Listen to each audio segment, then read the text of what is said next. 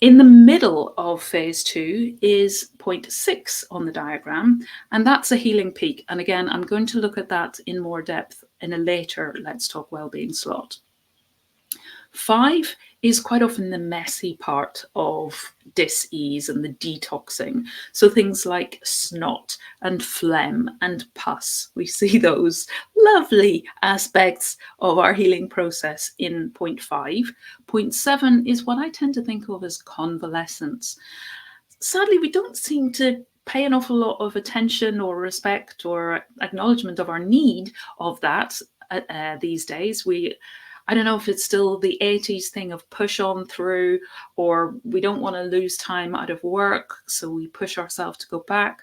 I know that part of my story was that I had glandular fever when I was 16, 17. I did not want to have to resit the year at school.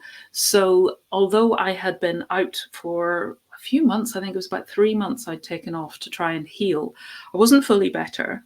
And I pushed myself to return. I only did half days, but still it was pushing myself before I was ready. And in the end, I had to reset the year anyway.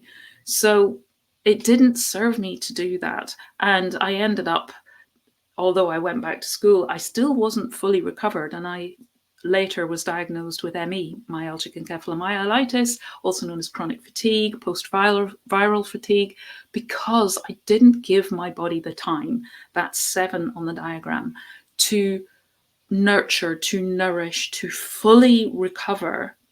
And what that did, pushing myself, was to send me back into the stress phase.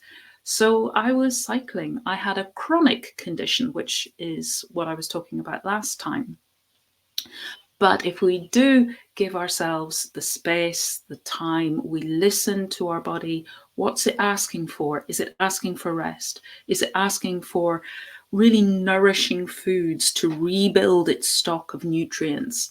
Is it asking for time to rebuild energy, to really allow the learning that we get from a dis-ease and going through this process to fully assimilate, and for us to be able then to carry that in our being, to take that forward, to step into more fully who we really are, who we were born to be, and to let that guide us as we move forward.